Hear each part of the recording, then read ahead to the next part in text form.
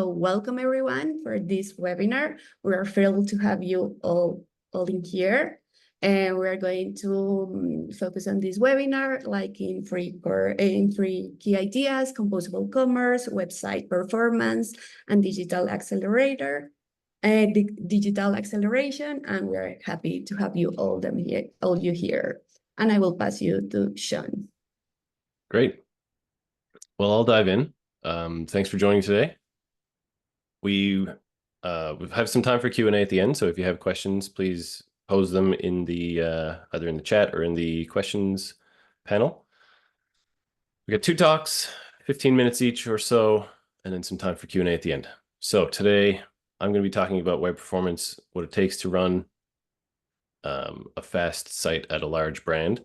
But first I can do a little intro of myself. And so let's dive into my presentation. So I'm the founder of SpeedSense. We've been helping large brands run a performance site for the last 5 or 6 years. Over the last 20 years, before this, I've touched basically every part of the web, from repairing fiber optic routers under a microscope to running UX reviews. So very familiar with web performance and the challenges and the big teams that come with running a large website. 5 years ago, I founded SpeedSense, and our mission is to help large consumer brands run faster websites, earn more money online. So we do this through 2 methods. We have a consulting practice where we help teams uncover the performance bottlenecks on their site. So instead of having to throw it all away and start from scratch, you can improve the performance of your existing team. From there, we have our Sensei monitoring platform. It helps pinpoint the highest impact performance issues across your thousands of pages on your site. And then as you roll out new changes, you can see them live. But if I'm being honest, a lot of days I feel like this guy, and I'm sure many of us do. So, you've got to manage career and health and family, all your to-dos. And on top of that, we're living in an era of constant digital bombardment. Attention is currently our most finite resource. This is a great quote I like. And then you can see here, the average attention span of a human over the last 20 years basically has gone to that of a goldfish. So focus is fleeting, and we're actually getting worse at it.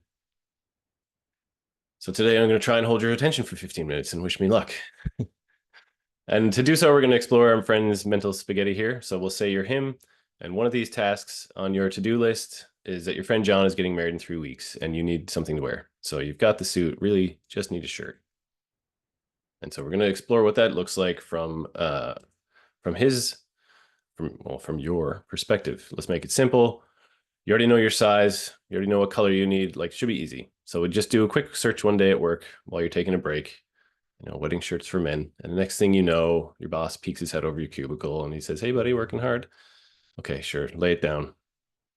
But by now it's already too late. You've committed the cardinal sin of the internet, and you've shown intent. So the algorithm has you, and you'll now be force-fed tailored content by a machine designed to extract every dime until you make a purchase, until you commit.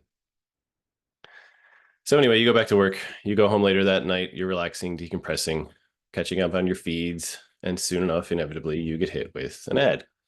Weddingshirts.com. Okay, how eerily specific. So you click and you wait. All right, sure, I'll take care of it now. You stare at a white screen for 8 seconds. Then you get this experience for 5 seconds. And then you realize, oh, right, my dinner is cold on the counter. Lay your phone down, go about all of the other things that are already on your mind. And so you're gone, which brings us to the real topic of today's discussion, which is where this site was trying to send you is operated by 3 teams. And we're going to talk about the millions of dollars wasted due to poor web performance. And so the 3 teams that make this up, basically marketing, I say digital operations, sometimes e-commerce operations, and engineering. Distinction between engineering, ops, and marketing would be, we'll say market. I'm going to go into actually the responsibilities of each right now. So let's explore that a little. Marketing's goal is to get people on the website. So this campaign you've just seen, the creative, any hype, their goal is to try and break the internet. Their pains are that it's increasingly difficult to get your attention. You've got a lot more ad spend in the market. And really what they're trying to do is the holy grail of marketing is break their own website. A problem we'd all love to have, hey? Operations side. So once these clicks land, these folks are responsible for turning clicks into dollars. There's going to be, the KPIs that these teams are tracked on are around conversion rate, average order value. This is the revenue generation side of the business. Challenges they have, archaic tooling. So Thomas is going to talk a whole lot about tooling later, and then lack of bandwidth on the development side. So this is where their bottlenecks lie. And then finally, the engineering team. Counter to the marketing squad, their goal is never let the site go down, 100% uptime, build a high quality, high velocity dev team and therefore product. Challenges here always bottlenecked on the team side, and mountains of tech debt. So we'll get into all of these in a little more detail in a minute. We're going to take a journey now back from this ad to how did we get here in the first place. So this all began in a boardroom, as we all know. We'll drill deeper what went into these 8 seconds or so here. So this click eventually was the culmination of a massive project spanning months of labor called Fall 2024 Wedding Campaign.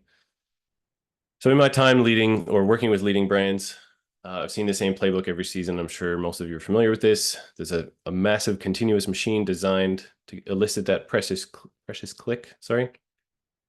And this isn't pennies we're talking about.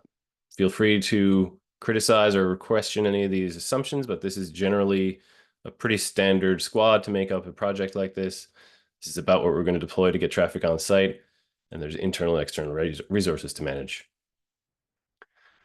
And then, so the goal here is pour gas on the fire, and unfortunately, it all takes place on a slow website, as we see. So, right, as we say, the goal is to drive traffic with ads.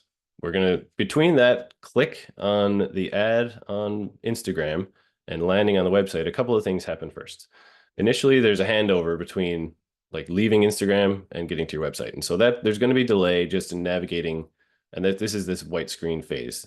It's unavoidable. And some people are going to leave during that section. So if you've ever run a marketing campaign, you're trying to calculate the difference between the clicks on the ad and the lands on your website. This is a big portion of that. Another big portion of that is some of those people are going to bounce before your analytics event fires. And so we call this the invisible bounce rate. This is sort of inevitable. We do want to minimize it by minimizing the time to first bite on that initial click, and also by minimizing the time to render on subsequently after landing on the website. So once the traffic does make it to your site, some portion of it, if it's a slow site and it takes a long time to show the user what they want, or meet the promise that was set up in the creative, there's still going to be a high bounce rate. High bounce rate then correlates to lower return on your ad spend. If you spent a ton of money on this ad and you're getting lower traffic, we're going to talk about conversion and everything in a minute, but tightly correlated with your ad spend. So high bounce rate. If ops is responsible for conversion on the site, marketing looks to them and says, hey, what the heck? Why is the bounce rate so high? Marketing or ops says back to marketing, you're sending us garbage traffic. You can't just pump anything on the website and expect it to stick. And so we're going to explore this relationship a little more, but generally a little friction here about who owns that handover from creative or from the ad platform to the website. High bounce rate, lower ROAS, lower traffic, lower revenue. This is all pretty straightforward correlation. And so let's keep exploring this a little more. Lower revenue means, oh, this campaign failed. We'd set out a goal of $10 million in incremental sales. We only hit 4. So, this was a waste of money. Lower revenue means our budgets are going to be tighter next time around. A failed campaign with a lower budget means somebody here is probably not going to be sticking around forever. So you've been given a task and you've been given a budget. If you didn't execute on it, often we see reductions in force. All that combined now, meaning we had lower traffic, we still have annual goals we need to meet. And so we've got to find some other way to drive more traffic to the website. We need to do that now with a smaller team, existing and new constraints from all the ad platforms, competitors. Basically, the effectiveness of marketing is getting more and more challenging every day. So they need to do something big to make a splash. Maybe we need to run an ambitious marketing campaign. One of the things here, this first bubble that I'm going to point out with the star in it, is that marketing teams don't tend to see speed or performance as a lever they can pull to improve conversion on their website, improve traffic. And we'll talk about that a little bit more. So when everything looks like a campaign, you're going to hit it with a hammer.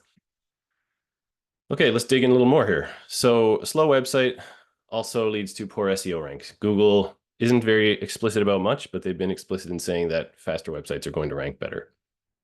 This is also going to lead to lower traffic. And so when the marketing team here tells the operations team, hey, the website's slow, this isn't news to them. They've known for a while. Poor user experience, poor SEO rank, these are often KPIs and responsibilities of the operations team. Low conversion rate, of course, correlated with that poor performance as well. I know I'm trusting you to take my word for this today. There are thousands of case studies that demonstrate the correlation between all these metrics and various performance metrics. So suffice to say, faster website equals healthier business. But the operations team already knows this. This isn't new to them. So they've already had make the website fast in their backlog for a long time. So why isn't it done? What's the problem here? They have a ton of other stuff in their backlog. So therefore, there are so many more things that can be done that they need some way to rank what is the lowest risk, highest opportunity, most clear task. And so in doing so, let's dig into how brands prioritize projects. Basically need to get some objective for where we need to be, where we are today, how much it's going to cost, how long it's going to take. The challenge with web performance as subject matter is that even if I use one tool here like Google's, who is the authority saying your website is slow, you should make it faster so that you get more traffic, there's contradictory data even in scanning one page. So this was a customer of ours a while ago. Core Vitals ranking here at the top is the real user traffic. It says passed. That sounds great. But then a 39. Is that good? That sounds really bad. It's a big red score. And then you've got largest contentful paint says 2.1 seconds versus 9.3 for the same metric. So if the same metric is two different values from the same tool, and you've got dozens of tools, hundreds of metrics, and thousands of pages, this is an impossible to prioritize task because you can't make a cohesive, defensible business case for it. So this is a second little point that we'll get to later. I know this because I've lived this. It's very challenging as a digital product manager to make a business case for web performance when it's nebulous. And so since something else is always more clear, and we just heard that the creative team got canned for taking a swing at something and missing, we're going to take on lower risk projects, basically. Okay, continuing there. So fast is never high priority, basically is the essence of that. It never makes it to the top of the backlog. In conjunction with that, there are too few developers, which we'll dig into in a few minutes. And then with every other thing in the backlog, we've also got a build versus buy discussion. Can I find some other way to implement this functionality that I need instead of having the development team do it? Often this is via a third party. Often these are installed via a Google Tag Manager, Adobe Tag Manager, some circumvention of the development process because there are too few developers and we need to move to be competitive in the market. So if I follow the instructions of the third party, I put it in the head. This is continuing to contribute to slow web performance. And this is the third point that we'll address later. So why are there too few developers, or what do we do about that? Because there are so few, developer utilization has to be high. We need to keep devs writing code. They're the only people in the business that can write the code. Therefore, the tasks that they're working on need to be well defined. And then talk more about why that's a challenge earlier. Basically back to the point of if it's 100 tools, a dozen tools, 100 metrics, 1,000 pages, this isn't clarity. This isn't go fix this code on this page, change it to that, and ship it. So even uncovering what needs to be done requires technical skill, which is a developer. You've got a bottleneck there. So again, fast never gets defined. The target that we're trying to get to is nebulous. This was also me as a product owner and Scrum Master, so I felt the pain. Okay, we're going to talk a little more about engineering now, or development. This is the typical IT side of the business. Sometimes this does live in marketing, granted. We tend to see a lot of omni-channel retailers where operations includes brick and mortar, marketing and engineering are different silos, but bear with me that the subject matter here is still going to fall to this responsibility. So putting something in the head via Google Tag Manager is increasing the tech debt. So for your development team that's already drowning in tech debt, we've just made the problem a little bit bigger. So why are there so few engineers anyway? This is what I like to call the tech talent gravity vortex. So there are, behemoths out there that are attracting developers, including your own developers. And this is always a risk for businesses because it's very attractive for these brands They can offer cutting edge technology. If you're an engineer just out of school, it's a lot sexier to work for Google than it is some retail brand. And so it's really challenging to compete with these brands for the variety of reasons I've listed here. Therefore, hard to hire the top talent. Your existing pile of tech debt also makes it challenging to hire top talent. So the problem isn't better. I've lived this as well as director of engineering at a startup. And so if you can't hire top talent, or you've got a bottleneck on the growth side, there are always too few developers, and this problem continues to exacerbate itself. So in summary, this is a continuous cycle. Shovel on more coal onto the fire, site gets slower, conversion rate suffers, revenue suffers. We can't do anything about it. So how do we fix this? So we work with brands. Basically, every one of these individuals is still this guy. And so you can't really just necessarily assign performance to a person and have it resolved. This is a cultural shift that needs to include buy-in across the organization. And so for each team, we've got a few things here. Summary of basically the pains that I'd highlighted earlier. Marketing doesn't see speed as a lever they can pull. So at SpeedSense, we help brands correlate the benefits of speed to traffic, return on ad spend, and SEO. These are metrics that marketing teams are often compensated for or measured on. Operations teams find it impossible to prioritize a haystack of data.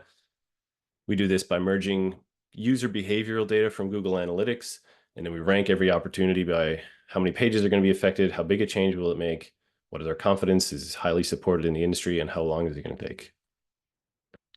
Digital operations.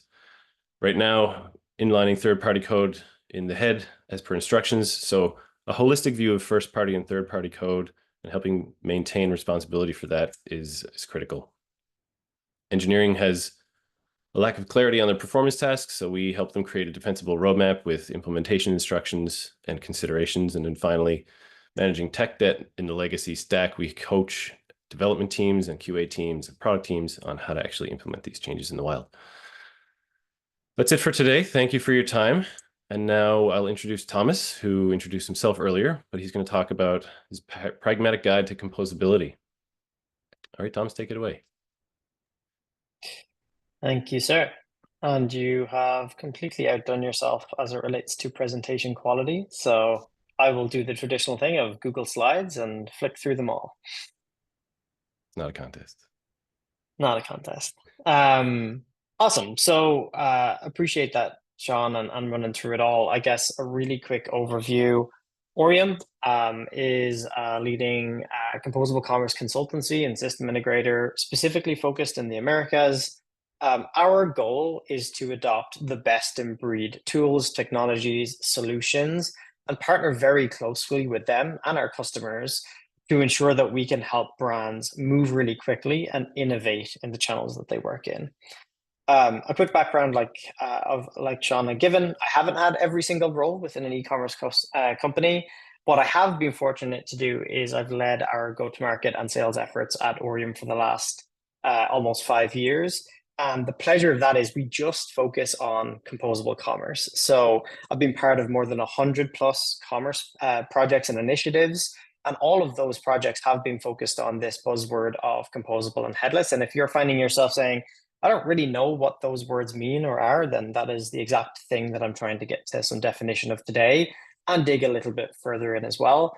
And like I'd mentioned, I'm super passionate about how brands can evaluate technology strategies and also use the best of the solutions that they have. It's very common, us as being specialists in these tools, we see people have kind of played with them or partly implemented them. And to a lot of Shawn's point, the capacity in the teams aren't there, and they haven't been able to get the most out of the solutions that they've paid for. And that's a really big passion of mine, is to make sure that we really take advantage there. And also, I'm an avid traveler. I find myself in a different country almost every week, but I've hit 45 countries and counting, and always enjoy a good conversation about the weirdest places people have traveled as well. So to dig into a few things, I've got a few core points of why this is an important topic for brands. The first one is that the evolution of the retail space is a huge force that people are always contending with. And that big minefield of information that Shawn was talking about, a lot of it comes from two core concepts. One of them is digital commerce environment, is rapidly changing. Every single year, there's different trends, different things, different words, different buzzwords that we're trying to keep up with. And then the business is always asking you for more. They're asking you to get more speed. They're asking you to deliver more capacity, more velocity, more capabilities. And these two things do not play well with each other that when you're actually confined by a resource constraint. The other thing that I'll mention too is we've seen a big trend this year of brands really investing in efficiencies within their business so that they can achieve the previous slides content. And Forrester studied this around operational efficiency can give you back 40% of your week. I'm not going to promise you that on the call today, but there is a lot that we find when you bring the right solutions into your business. You can just get time back from the spreadsheets or the bad data or the workarounds, or when a developer spends 50% of their week trying to fix a thing that they don't know why it's wrong or why it's broken. That's a clear indication that some of these aspects are opportunities for a company. So what is composable commerce? I guess the best way to explain it is to go back to what is composable commerce not. And for the last 30 years, many different commerce experiences have run on what we call monolithic solutions. And that essentially is you've bought a commerce solution and they have tried to build every single feature a customer would ever want in one single solution on one single technology team. And that's the capability that help you go to the market. And that's a perfectly fine strategy. It's how we actually had a huge wave of e-commerce growth. It's how a lot of brands actually got started in digitally native channels throughout things like COVID and other big movements in the space. But what we found is when we see that continuously shifting customer demand, and we also see competing priorities and asking of more from the teams, the monolithic solutions just are not flexible enough to keep you moving forward. And that's really where this movement of what was traditionally headless commerce back in 2020, that's what everyone called it. And then Gartner came to the table and they've called it composable commerce from there. The shift has really come into a more modular based strategy for how to run your digital capabilities. And traditionally, it just meant a new framework on the front end. Specifically, a lot of the reasons why people did that is for things like site speed. It's not an uncommon thing for us to hear at Orium that they have 7-second page load times on their cart. And that might sound crazy, but there's lots of hacks and things that developers can do to make it not feel like 7 seconds while you're sitting there, but it can take 7 seconds on a cart load. And that's what a lot of these companies have seen. Headless commerce has helped with that in that it's often things like React or different front-end frameworks that you're feeding the data to, and it's faster and more performant. And then when we transition into composable commerce, that's when we see best of breed tooling really playing a role for different parts of the business. And you'll see here, it might mean a best of breed content management solution. It might mean a search solution. It might mean commerce or loyalty. There's lots of different orders and ways that you can put a composable stack together. But it really means when you look for a feature or a capability, it's faster to find it because the company that's building that roadmap in content management only builds a roadmap in content management. So they're able to move much faster in terms of what the customer demands are and actually how they can help you as a customer. Some of the key benefits that we see, faster changes is a huge opportunity. So Shawn mentioned there's never enough developers there. Having a composable commerce architecture means you can actually deploy in features or in isolation. You don't have to change a thing, fully end-to-end test the whole business, take 4 weeks actually making sure that it works, and then say, great, we changed our homepage. The faster changes can be empowered into the singular technologies that you're working with. Unique business needs is a big example as well. You cannot ask an all-in-one solution to do this very specific business need that may make you $10 million, but they don't do it out of the box. That's not really an option that you have within a monolithic strategy, or if it is, you've got to do a lot of workarounds. You can easier adopt, or it's easier to adopt some of those unique needs that you may have as a business.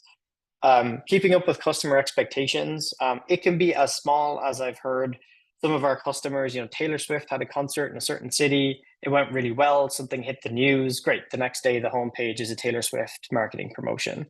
there's certain things that just you can do faster and make more opportunity from what these tools will enable you to do.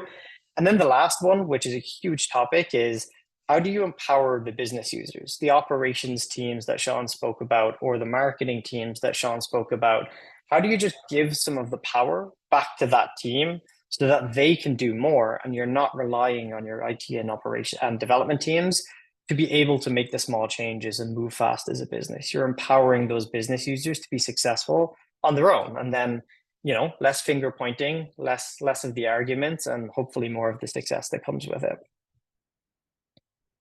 A couple of the signs that we typically see and why brands invest in composable commerce: technical debt is a huge one. It's a very untangible number. One of my favorite questions to ask a stakeholder is, what's the math that you're spending to keep your website alive today? It's just unknown, but if you can spend 30 minutes talking about it internally, or if you look at your backlog in Jira, you're going to quickly come to a conclusion that there's a whole lot of work happening that isn't actually driving any revenue to the business. Another one is lack of scalability. Oftentimes this connects with performance on the front end, or just an ability to have to load test and then test again and then test again just in case. That can be a major concern, whereas you can decouple some of that ownership. Speed and performance, not just from a web speed perspective, but if it just literally takes you 4 months to put a new SKU on the website, probably a very clear indication that there's some solutions out there that could help you. And then inefficient processes. My best lever of what is an inefficient process is, where is there spreadsheets in your business? If you can find them, you can remove them, you can make more money from it. So I'm going to spend a little bit of time on this slide here. I appreciate the writing might be a little bit small, but I'm going to talk about what are some of the misconceptions versus the realities in the composable commerce space. And like I mentioned, we work in this all day, every day, and we've heard every single variation. I swear I've heard every analogy of what composable commerce could be at this point as well. But we do hear different feedback from, skeptics, pessimists, people that aren't fully bought into what composable commerce is. And I think it's helpful to just talk through and face some of those head on and get some thoughts out there and get some alignment on what actually is composable commerce. So the first one here is the question of composable commerce requiring a complete system overhaul. I like to refer to this as the Big Bang strategy. What traditionally composable commerce felt like was, hey, I'm on Magento today, or I'm on something big that isn't really able to move fast. I need to get off it by a certain date. That was the original use cases that we've seen for composable commerce in the market. As we move into 2024, what we've really seen the composable commerce industry shift towards is a strategic adoption of composable commerce and how it can help your business incrementally. So a lot of the time now we're seeing maybe you keep Magento Adobe Commerce around, and you're actually putting maybe a search solution and a CMS solution on top of it. Or maybe you're putting an order management solution behind Adobe Commerce to give you more agility in the business from an order management capability. So you can adopt these best of breed solutions without actually ripping out the whole solution that you have in place today. Another one is it's too expensive and it's only for large enterprises. I think a good validation of that is the Mac Alliance that Orium are part of. It's an alliance full of composable commerce-minded organizations. It's now more than 100 members, and some of the biggest members in the space, you can think of like a Contentful, who have tens of thousands of users, or Algolia, or many of these other customers. I wouldn't necessarily call them only for the large enterprises, and I wouldn't necessarily call them overly expensive either. I think it's really just, what is your business need and how do you find a solution that can fit for you? I will admit, if you're doing less than $1 million a year online today, probably don't think you need to build a headless and composable experience today, but it is something that is more attainable for the smaller brands where they need it and if it adds value to their business. Again, only tech-savvy businesses can manage composable systems. Actually, for me, one of the biggest value points of what composable commerce offers is it empowers the business user to do much more. Yes, there is a very technical aspect of how you can achieve it, but to actually manage it and operate it on a day-to-day, you don't need test engineers and you don't need, full end-to-end testing cycles. You don't need DevOps teams. You can take a lot of the roles that are traditionally part of these, more traditional solutions and the workarounds that you're using, and you can put those team members to better use as part of a composable commerce strategy. Maybe another one I'll touch on is the operational chaos that people may feel.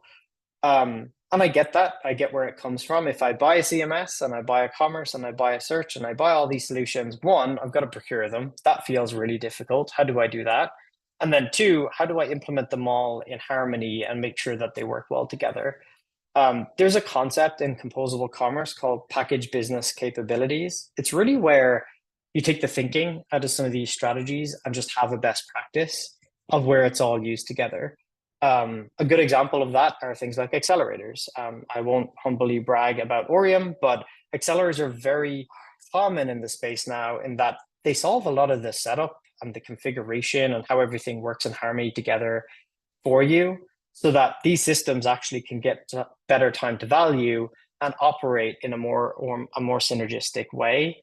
I will admit, if you can build it all wrong, but you can build any website wrong. I think it's more of a conversation of how do you set it up for success from day one with the best practices in mind.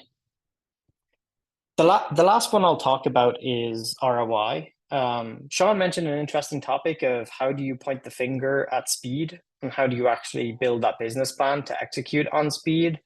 It's somewhat of a similar conversation when you get to composable commerce, because the benefits are incrementally across the whole business rather than you seeing one direct ROI metric being solved for.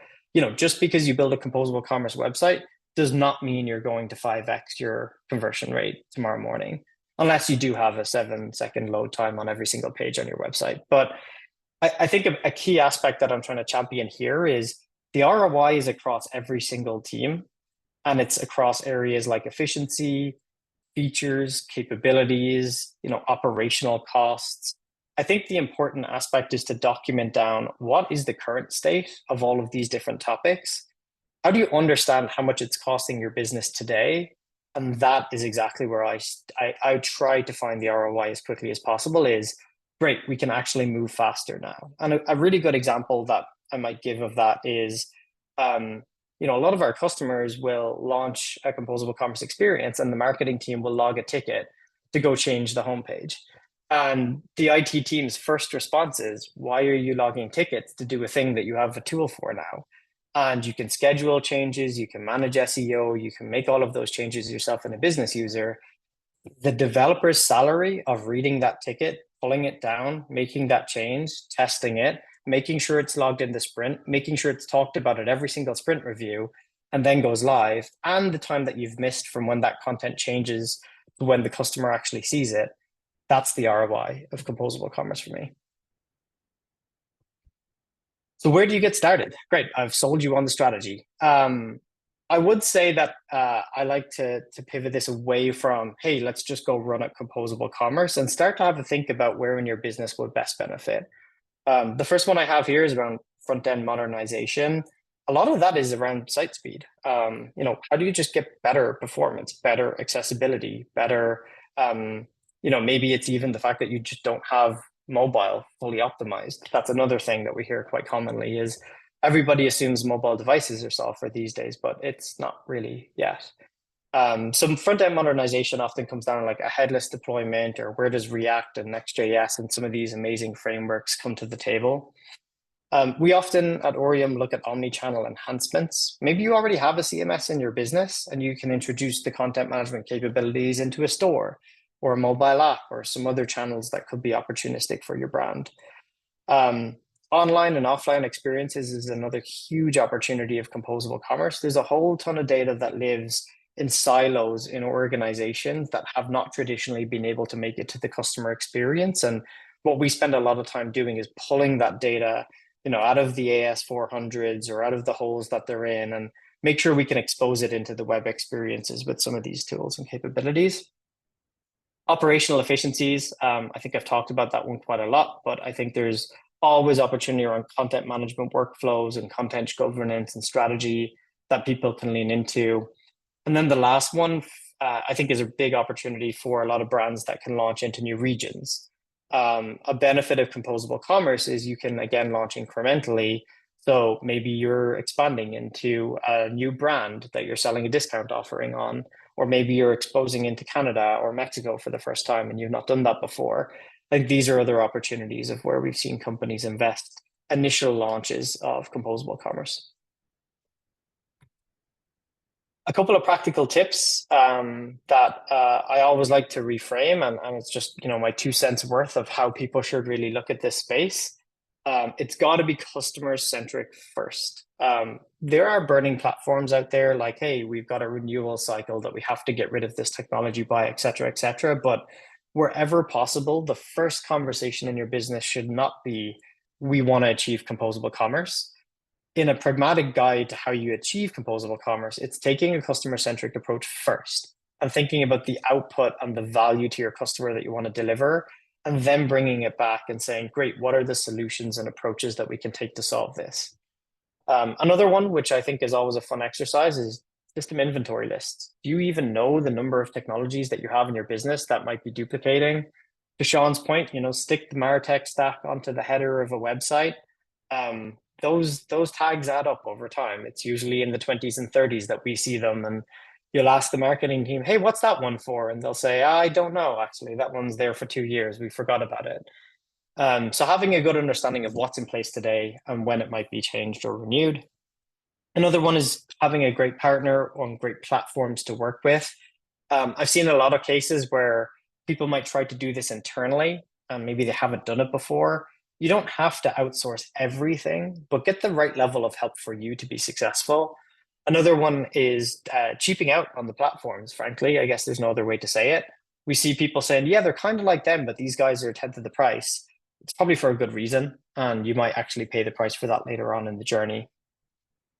Again, focusing on high impact areas.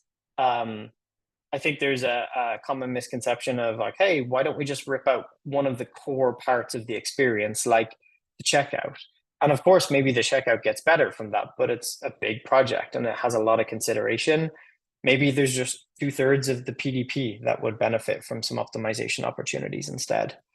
And then the last one is incremental implementation. Find a way to not do everything at one time.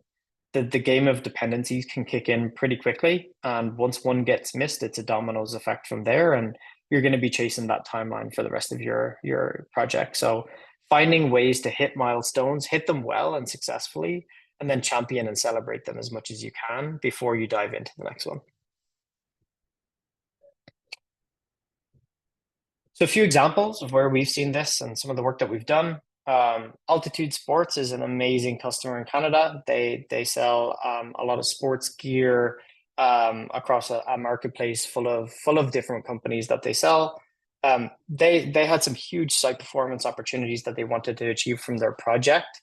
They also wanted to be able to deliver within their development teams an incremental strategy after the launch. So how do you get feature flagging? And how do you optimize an agile sprints rather than big bang releases? And they really did empower their business users and their product teams with new tooling. So things like a CMS or visual merchandising, or how can you use AI re-ranking for your PLP pages? These are a lot of really interesting capabilities that they're able to bring to the table and really experience at a new launch of their website. Another one is Spoonflower. I really like to mention on this one that they have, 1 million SKUs with 1 billion variants, which is not a small scale whatsoever. Another business that sells a ton of different, marketplace and artists and print on demand experiences. They've really empowered their team to be able to do a lot more and lighten the load on their development teams with a composable commerce transformation. And there's an amazing brand in Canada, Harry Rosen. Harry Rosen have actually been on their transformation journey for quite some time, since 2020. They went through a huge wave of how they could get increased performance out of their e-commerce experiences, how they could bring digital to a more relevant part of their experience within their business. And they also have a very omni-channel centric company. They're a traditional, tailor made to design suits, but also then have a really strong customer base of loyalty that they focus on within the retail space. So they spent a lot of time not just thinking about how composable commerce benefits the web, which of course is a goal that they have, but also how it benefits the business. So, empowering their associates within the store with a lot of the same tools that a customer has on the web, and helping that discovery experience and that cart building experience and clienteling that they're able to offer to their customers. So they've seen a huge transformation in terms of the technologies that they've done. And they went a little bit big bang at the start by replatforming their e-commerce experience, but then they've incrementally deployed solutions over the years since. So they relaunched their loyalty program last year.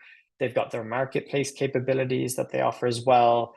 They've really enhanced like different types of experiences or even checkouts that they're able to offer to customers as well. So it's been quite fun to see their transformation over the last few years as well. The last bit I'll touch on is, how do I ensure I have the most performant site? I've already mentioned this a little bit on the choosing of the right tooling. Shawn likes to say you can build a fast or a slow website on any tool. I think that's important. It's just sometimes harder to build it on the bad tools.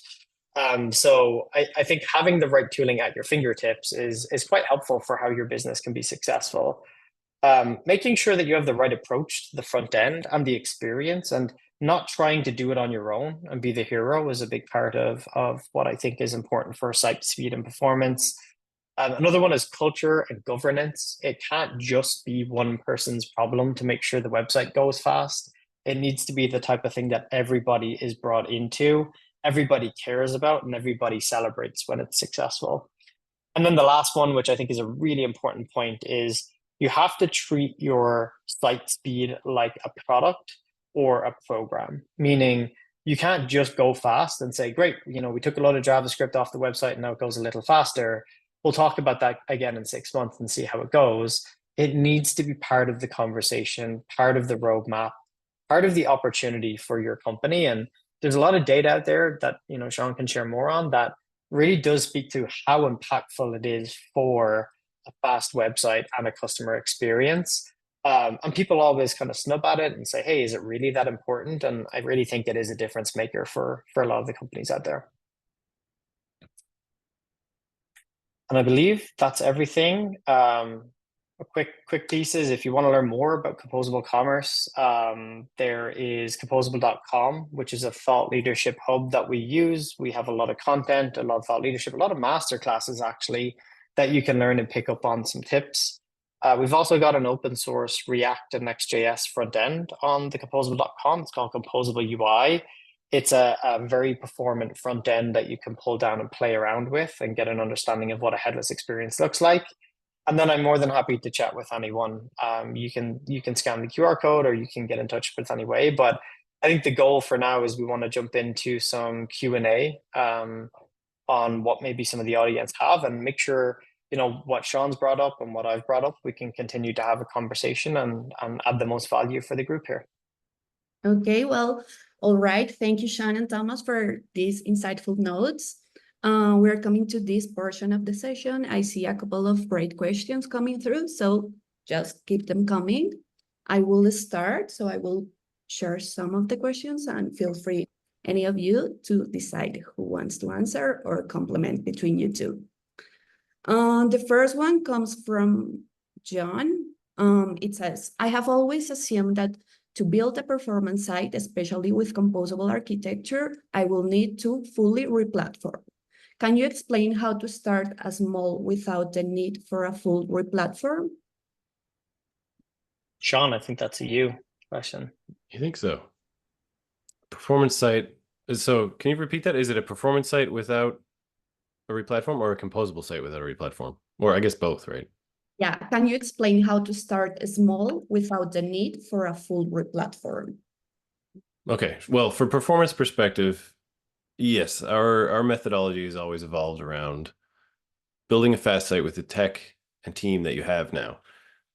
There inevitably is momentum in the market, for good reason, as Thomas alluded to, around making experiences more decomposed or composed. But performance for us, typically when we undertake a performance project, we'll look at, I alluded to this a little earlier. Where is the traffic on your site? So brands with hundreds of thousands of pages, we're not going to, there's way too much data in the millions of data points from pages and users and metrics. And so we prioritize performance opportunities by incrementally adding performance improvements, 4 criteria. Reach, how many people are going to be affected when we make this change? Is it going to affect every page view, every template, or is it like, it's just the help page and 6 users are going to see it a week? Impact, is this a 100 millisecond change or a 1,000 millisecond change? Finally, confidence, like we see this all the time. This is supported in every browser.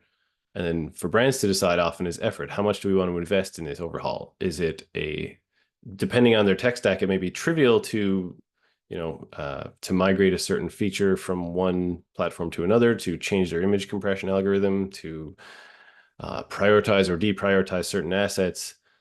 And so effort really ties in. We want to make it a viable recommendation. I think, Thomas, in hearing that question originally was, how does one undertake Composable bit by bit instead of having to build the whole thing and port it all over to Vercel? Like, can I do a little bit at a time? Yeah, I guess to answer that as well, a goal for us is often where are the bottlenecks, and what I've seen a lot in the space is, if you're on a big system today and there is not time, effort, or budget to be able to re-platform it and take it all away, which is probably not always the goal as well, there are really small opportunities. I mean, we've seen a huge success rate of search and CMS this year, just being brought into an organization, deployed in a very isolated way, and empowered both the business users to control the full experience from a content perspective, or to be able to empower the merchandisers to control from a visual merchandising strategy, but without actually changing any of the commerce. And the level of initial investment and the time to value is significantly lower than waking up one morning and deciding to throw out the commerce engine and replace it all in the one go. Can I ask a follow-up to that? How do you see businesses selecting where to begin? So I just talked about our prioritization metric.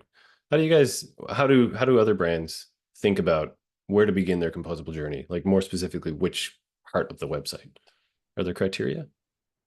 Yeah, I think a big one for us is often focusing on the bottlenecks of the operation side, and what just can't be done today. So where we typically prioritize it is, you'll have some surface level of user metrics that you're benchmarking against. If you have all the drop off in a certain area, that's a good indication on the CX layer. A second one is there's some core metrics within each department that you can operate off of. For example, like how long does it take to get a product on the website? How long does it take to set a promotion up? How long does it take to get a homepage changed? Or how well do you merchandise your websites? Each one of those can start leading you indications of, is product data the source problem? Is it orders? Is it promotions? Is it content? Is it search? And then the last thing that I would probably use is that's the system inventory conversation of, let's just have a look and an open picture. We don't need all the details, but within 30 minutes, I can tell you pretty easily what might be broken within a business. And I don't always know the answer, but we can get there pretty quickly in terms of what the opportunities will be. Follow the pain, I'm hearing. Follow the pain. Okay, let's move with the next one. This one was made by Anna. If our existing site is slow, do we need to re-platform to Composable to make it fast? Definitely not, is my initial answer. I think making a website fast can be decoupled from a composable commerce strategy in many cases. And maybe Shawn, if you want to speak a little bit to some of your thoughts there. Yeah, there are 100 reasons a website could be slow. The fact that it's not composable, like if it's running on a monolith, if it's running on Shopify, for example, I wouldn't necessarily blame the architecture. You could have, if you're doing A/B testing, if you're doing personalization, if you've inherited a ton of tech debt, as we saw in that cycle, just because we're preaching the benefits of composable today and of web performance doesn't necessarily mean that that's the only methodology or the only architecture to achieving performance. And I guess just to add a little to that, Thomas, you made a really good point. You can build anything wrong. So where the rendering is happening, whether it's client side, server side, that's going to be a really inextricable conversation from your composable journey. And I mean, Orium and Thomas wouldn't let you make a decision that would destroy site speed, but if if your dev team is feeling ambitious and takes on a project to build a new product detail page, or 2/3 of it, like Thomas alluded to, there are ways to do headless wrong or slower. Well, I won't say wrong. I mean, it's functionally working, but in a more or less performant way, we'll say. Okay, let's move to other one. Here is it. If I was to start a new business selling online, in your opinion, what will be the ideal composable stack to start with? It's an interesting one. I think I can look at that in two different ways. If I was a net new business and I was doing 0 revenue today, I think my answer would be don't. I totally agree. in that scenario. There is a world where composable commerce is the best and greatest, and there's a world where it's just not necessary. And I think for businesses that are pre-revenue or early stage revenue, I have a much stronger recommendation to make it work with easier tools than to buy bigger tools and expensive tools to do so. If you were if I was to flip it maybe a little bit, one thing that we've seen a few times is it's a net new fresh stack. And I think that's an interesting conversation of like, what is the best composable stack if I am a business that knows I want to adopt this? And I am somewhat impartial to, the best use cases and the best needs for a business. But if you had looked me up on LinkedIn when I'd shared it, I think a week ago, I had posted my preferred stack as it relates to the composable commerce ecosystem. And it has a range of, 16 different systems that you can pick from and the tools that can be used there. So feel free to have a look at that one if you're interested in refreshing and buying everything new. And again, my recommendation is don't do it all at one time. Do the things that you need to do it incrementally. We have another one that has just popped into a Q&A. This one comes from Haley. When considering your full tech stack is outdated and customized to default, what system should you consider updating, migrating first? CMS, ERP, CRM? What will be your opinion? I'd be interested, Haley, if that's the exact 3 that you're seeing the pain in. There is a rule of thumb that I like to use that if it's the closer to the source of the truth of the data is the biggest fix that you can make in one fresh effort. However, the closer to that source of truth is, the further you are from business metrics being improved. Now, it probably doesn't ring through in all scenarios, but the example I want to give you is you can fix your product data down at your product data source or your PIM, and that will make your product data 5-10 times better, but it probably won't make your search results better. You just need a new search solution if you want to fix that. So I think it's a conversation of where is the business value and the core root of what you're trying to solve for. As it relates to the 3 that you mentioned, the ERP is very, very rarely the problem statement of a web experience. In my experience, it's usually very decoupled. You can have no ERP or the best ERP in the world, and it will not change the way that you do e-commerce. So I would say ERP is probably the most removed of what you've mentioned there on the list. CRM is going to be a bit more marketing centric. And then in the CMS case that you mentioned, that one's going to hit pretty home as it relates to the web experience. We have a couple more. So what do you suggest a non-manager employee can do to encourage leadership through prioritize site speed between marketing, engineer, and operations?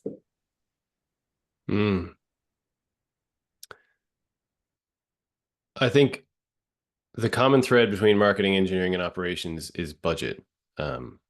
often we see the buyer for performance falling somewhere in that triangle, that set of personas. I see another question actually has come in from Ali that's very relevant. I think I'll touch on both at the same time. So Ali asks, you've been given time with a meeting with the company boss to talk about implementing performance. How do you make an argument in 3 sentences that will resonate? So yeah, CMO, COO, CTO are going to roll up to CEO. An argument in 3 seconds. Wow, really put me on the spot here. It's going to touch everything. Not much that you change in your business will touch everything in the same way that speed will.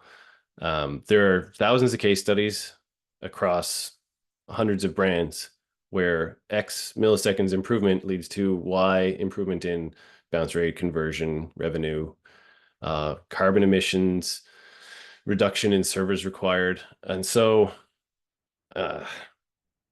I think there's no like banger pickup line where you can convince everyone in the organization that, oh, we gotta go hard on this. It's a conversation that you need to continuously have.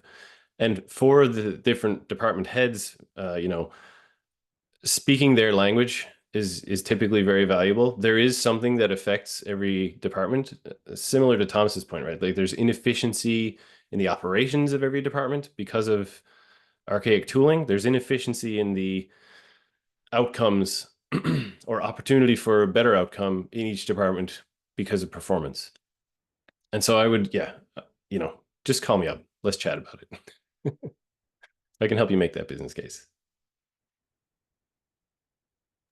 Yeah, I think the other thing to do as well in that scenario is to have an understanding of the culture of speed and performance, and just know what you're walking into in that conversation. If people have resisted it in the past, then you should come in very equipped with the right data.